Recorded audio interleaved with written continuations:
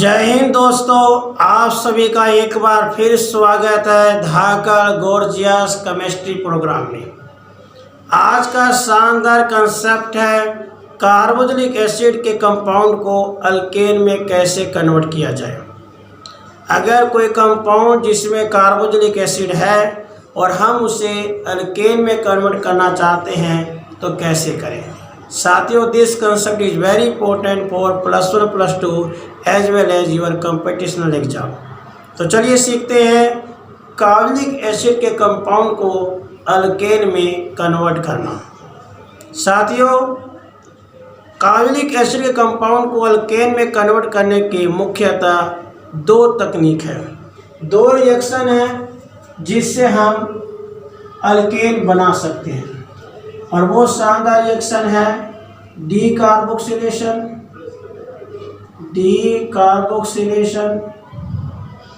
And Kolbe electrolytic reaction. Decarboxylation and Kolbe electrolytic reaction. इन दो तकनीकों से हम आसानी से कार्बोक्सिलिक एसिड से अल्केन बना सकते हैं। तो एक एक करके मैं आपको सिखाता हूँ। सबसे पहले हम सीखते हैं डीकार्बोक्सिलेशन की मदद से कैसे अल्केन बनता है। तो लेट्स अंडरस्टैंड डीकार्बोक्सिलेशन। साथियों, हमारे पास एक कार्बोक्सिलिक एसिड है। स्टेप नंबर 1, हम इसकी रिएक्शन NaOH के साथ कराएंगे, कास्टिक सोडा से करवाएंगे। शानदार दुनिया का व्यवहार, प्लस का हुआ माइनस से प्यार। H और OH के मिलन की कहानी, निकल गया धाकड़ पानी। H और OH के मिलते ही निकल गया धाकड़ पानी। क्या रह गया? RCOO और यहाँ क्या रह गया? Na।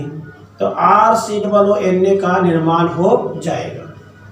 अब हम क्या करेंगे? RCOO जो बना इसमें पुनः हम कास्टिक सोडा डाल देंगे in the presence of quicklime. तो क्या होगा दोस्तों? Na2 COO और CO3। Na2CO3 बाहर निकल जाएगा, Na2CO3 बाहर निकल जाएगा और यहाँ रह जाएगा R और H। तो आप देख सकते हैं कि इस रिएक्शन के माध्यम से जो अल्केन बना उसमें कार्बन की संख्या कार्बोक्सिलिक एसिड के कंपाउंड से कम थी। तो साथियों, अगर कोई कंपाउंड जिसमें कार्बोक्सिलिक एसिड है हमें उससे अल्केन बनाना है तो बड़े आसानी से हम बना सकते हैं by the help of decarboxylation. कैसे? स्टेप नंबर 1, कार्बोक्सिलिक एसिड लीजिए, उसमें NaOH डाल दीजिए। दुनिया का व्यवहार, प्लस का हुआ माइनस से प्यार। प्लस का H माइनस का OH, H और OH दोनों मिल गए, पानी बन गया। यहाँ रह गया RCOO और यहाँ रह गया Na, दोनों मिल गए, RCOO Na बन गया। RCOO Na और NaOH दोनों का कॉम्बिनेशन किया in the presence of quicklime. Na2 COO और O CO3। Na2CO3 बाहर निकल गया और रह गया R और H अर्थात अल्केन। इसी को मैं आपको एग्जाम्पल के माध्यम से समझाता हूँ। मान लीजिए आपके पास 3 कार्बन का कार्बोक्सिलिक एसिड है और आपको 2 कार्बन का अल्केन बनाना है, क्योंकि मैंने आपको कहा कि इस रिएक्शन के माध्यम से एक कम कार्बन का अल्केन बनेगा। 3 से 2 का बनेगा, 4 से 3 का बनेगा, 5 से 4 का बनेगा। ओके, तो 3 कार्बन का हमारे पास कार्बोक्सिलिक एसिड है। तो हमने 3 कार्बन का कार्बोक्सिलिक एसिड ले लिया, 1 कार्बन और 2 कार्बन, 3 कार्बन हो गए। हमने इसमें डाल दिया क्या? NaOH। दुनिया के लिए पॉजिटिव की नेगेटिव से प्रीत। H और OH दोनों मिल गए, धाकड़ पानी बाहर निकल गया। क्या रह गया यहाँ पे?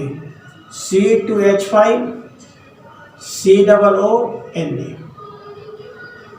क्लियर?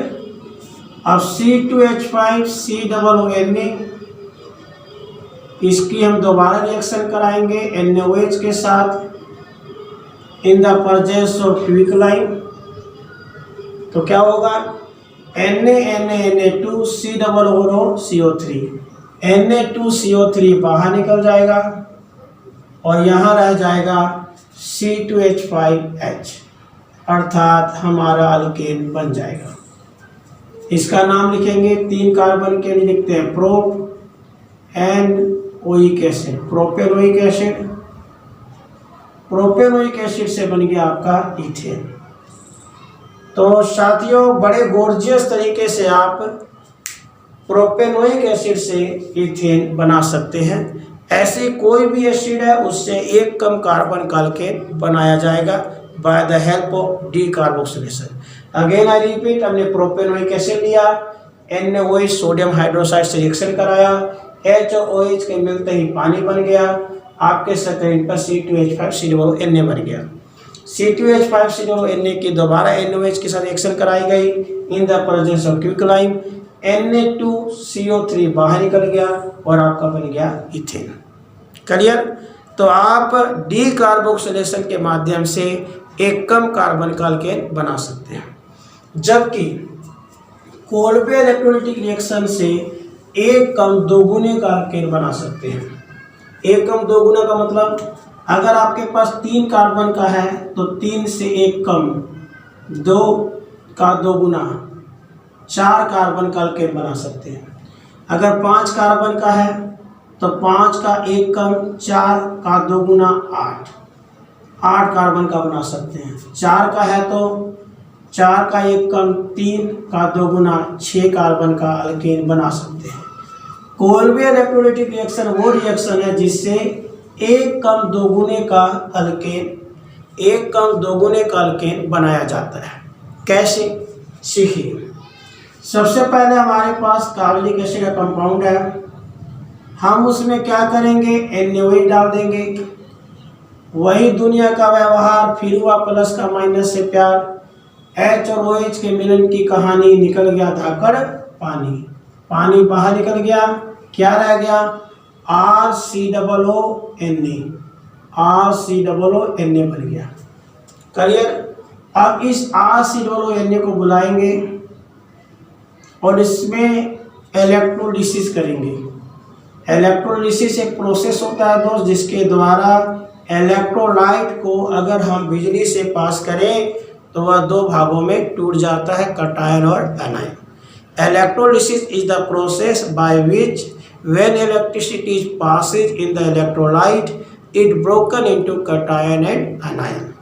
इलेक्ट्रोलिसिस एक ऐसी प्रोसेस है जिसके तहत यदि बिजली गुजारी जाए इलेक्ट्रोलाइट में तो वह कटायन और अनायन 2 भागों में टूट जाती है।